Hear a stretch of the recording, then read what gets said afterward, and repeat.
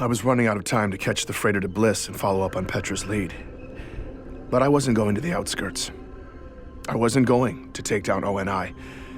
I was going to sit here, in between the floor joists of my old bedroom, and let all those loose bits of silica glass poke through my clothes and scratch up my skin. At this point, I didn't care. The room I used to sleep in didn't even have a floor anymore. The night was pouring in over my shoulders, and no matter how hard I tried to disappear into my hoodie, the temperature just kept dropping. I never should have come here. They'd evacuated my neighbors, taken all my things, my stash of money, torn everything down to the bone. And they hadn't even left me a hint that I'd ever existed in the first place. ONI could erase anything they wanted to. The truth. I just sat there.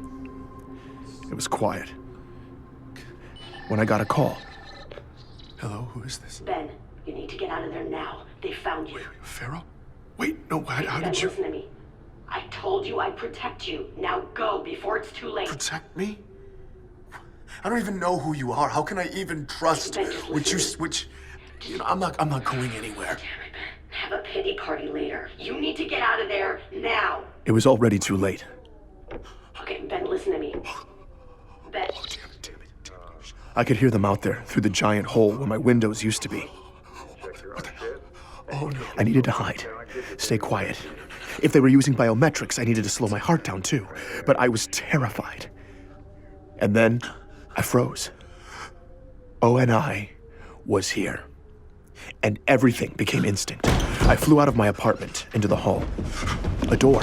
Any door. I picked one, but the plastic sheeting. I stepped too loud. So I retreated and slipped through a door across the hall. Soft feet this time. Moving as fast as I could toward a back bedroom, avoiding the wrinkles on the floor, navigating the silhouettes of draped furniture. Trying to be silent. I curled up beneath a bedroom window and listened. That was my door opening. They were in my apartment. Had I left any evidence? I needed to relax. I breathed and waited. They would systematically scan the building until they found me. And then they were going to stuff me in a bag. I closed my eyes, tried to disappear. The sounds had gotten faint. This was my chance. I could make it to the stairwell, but I had to go now. I went, and 3 strides into the living room, I could hear them coming around. I dropped down out of sight behind a couch. They were right outside. I waited. It was quiet. And then they struck. No. The agents began to overpower me. They were about to put me down when... The agents crumpled to the floor. They were dead. What happened? I tried to clear my eyes so I could see when suddenly I heard one of the agents still alive. And then he wasn't. I saw the shooter emerging from the shadows, snatching up the ONI compads and stepping right up to me. Do you trust me now? Yes, what? Yeah. More agents will be here in 2 minutes. You can wait here to die, or you can get your ass out that window right now. I did what she said. Okay. I just met Pharaoh. I'm Benjamin Giroux. And this is Hunt the Truth.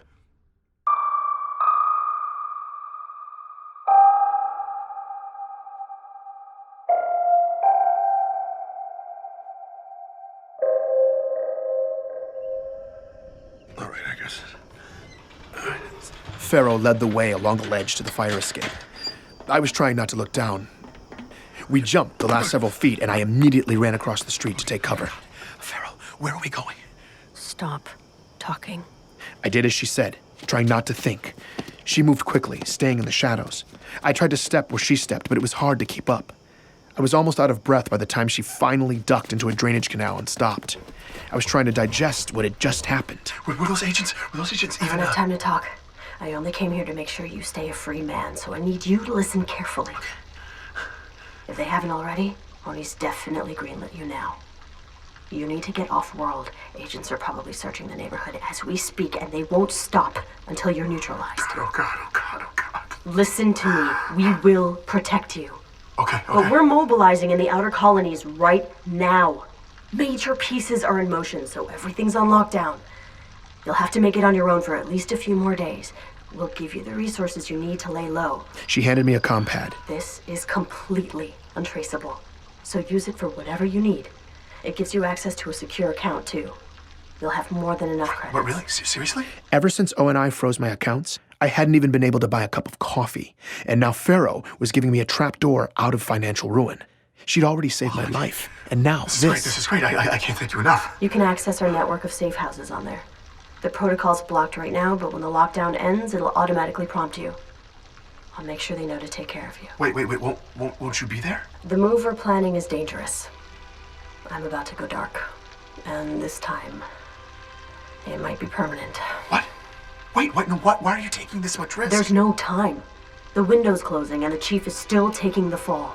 Your story exposed Oni. The Beagle leaks cut him deep. We had those bastards bleeding.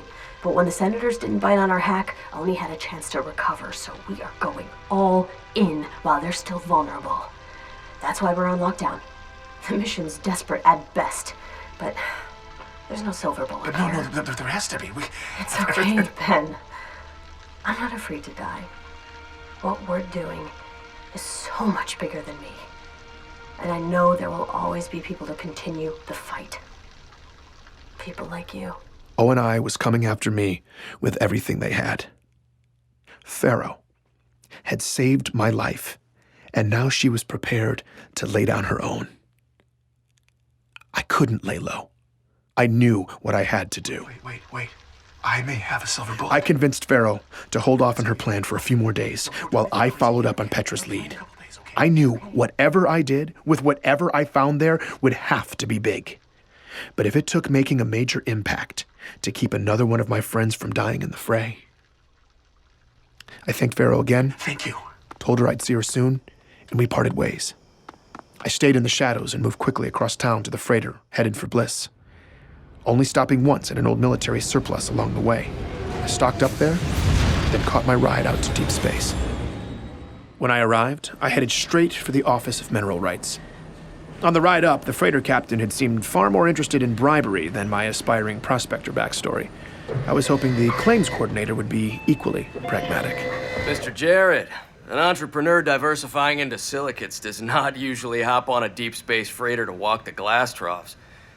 I like your gumption, but I'd love to show you some of these projected yields. Actually, I already have a plot in mind. After negotiating transport up here, I understood better what the industry considered acceptable compensation.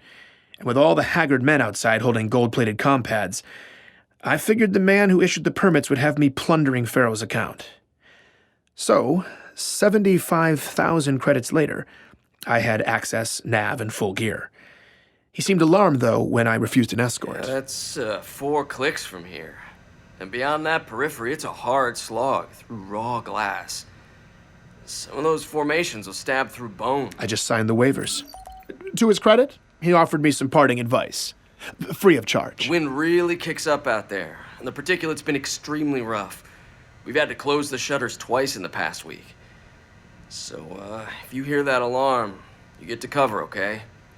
Otherwise, it'll tear your skin off. Thanks.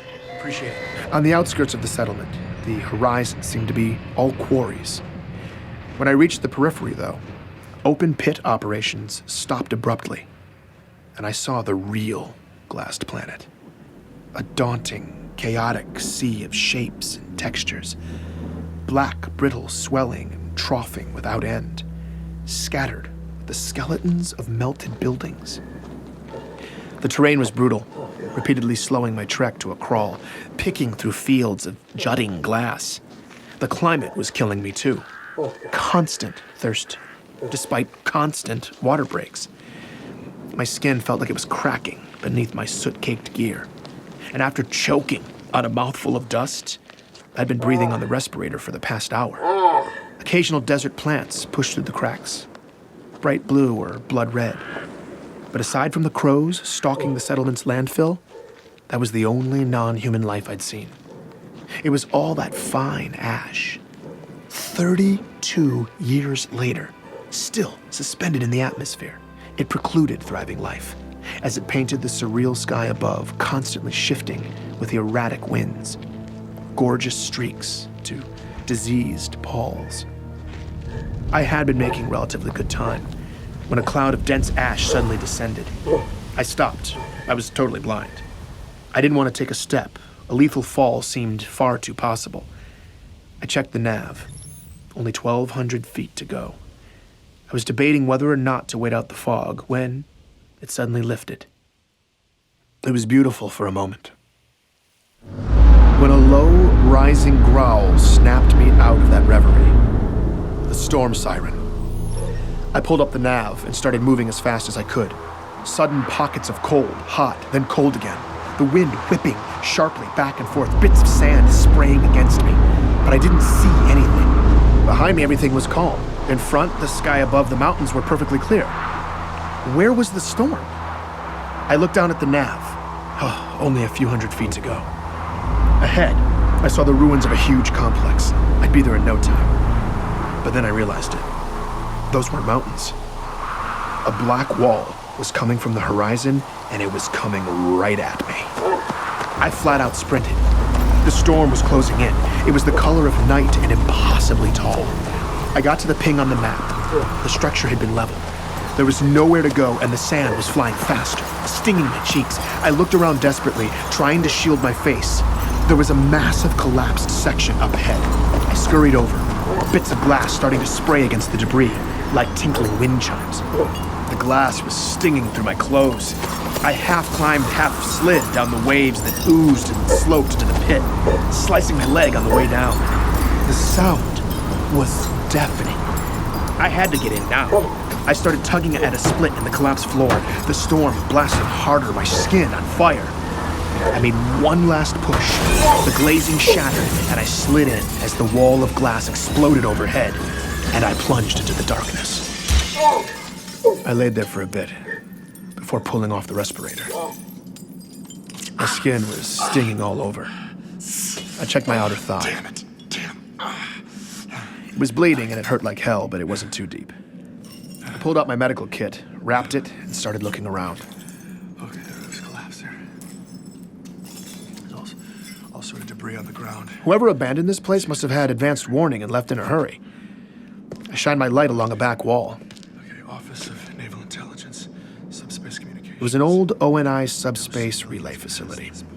One of the hundreds scattered in deep space to cut back on comm delays between Earth and the outskirts. ONI wouldn't have left anything useful in a place like this. Okay, Petra, what am I looking for? I followed every warning sign I could find, looking for anything restricted access. A few flights down and dozens of turns in, I was standing on what appeared to be the lowest level. And based on the long echoes into the darkness, the room was huge. I moved through dozens of rows of tall shelves draped with drop cloths. Whatever had happened on Bliss hadn't made a dent down here, apparently. What am I looking for? I peered behind one of the cloths. Guns, explosives, ammunitions, all kinds of aftermarket mods. None of this was UNSC sanctioned. Seriously, guns? Had I come all this way for neatly organized contraband? You gotta be kidding. But that's when I saw it. Out of the corner of my eye. Coming from the shadows at the back of the room through a glass door, No way. a tiny blinking light. No way, it can't be active. An active relay The relay? in an ONI facility? There could be anything on it. There could be everything on it if someone screwed up. The surface destruction was catastrophic. They could have just assumed the glassing had gone this deep. And ONI probably wasn't even operating in any real capacity out here anymore. Okay, This had to be why I was here. let's see. I immediately hooked up my comm pad, and I couldn't believe it. Oh, did I? The server was in standby, but it seemed fully functional. Connecting? Something kicked on deep below, and low auxiliary light filled the room. Oh my god. I started entering queries. Beco. It was current. I remembered the name of the raw file for the Beco video that Pharaoh leaked. That video popped up, and so did the second video, the one Pharaoh hadn't seen. I pulled it down and opened the footage. It was a composite of every single angle cameras captured that day. The original video just showed Chief firing down the hallway where 4 civilians had died. But I didn't see civilians in that hallway. I saw 2 janitors with a rocket launcher. I saw 2 couriers with frags, and none of them had a chance before Chief dropped them. Shot for shot, bullet for bullet, I watched him take out the terrorists, firing his handgun exactly 12 times, hitting only assassins every time. I saw the bodyguard and 4 embassy guards firing at Sakibo himself. And the best part was, the coroner's reports backed up all of it. Ray's scavenger was dead on. It was indisputable. Chief killed the bad guys killed the innocents. I found Sakibo's original request for security and the UEG's immediate automatic rejection. I can't believe it. I had everything I needed to clear the chief. We got him. But there was so much more to implicate ONI. I got an awful idea, and I knew exactly what to search next. Benjamin Giroux. As the results popped up, a chill went down my spine. Psychological profiles on me. Conversations between Sully and his bosses. Bullet point lists of my pressure points and relationships. This was making me nauseated. I downloaded the files, but I couldn't read it. Oh, no way. I scrolled through my interviewees. Gabriela Dvorak's real military jacket, 2524, she was on Dwarka. She'd never set foot on the planet where she supposedly liberated a young John. The war camp survivor Thomas Wu, the man who also lied about there being camps on John's planet, ONI chose the carrot over the stick with him. They promised to fund more memorials and awareness campaigns for survivors of the insurrectionist camps that Thomas and countless others endured. I found the actors, too. Walker, I see you, bastard. Paul Gustafson, a.k.a. Jacob Walker, was in there. His acting resume, personality notes, agreements to surrender existing work and retire.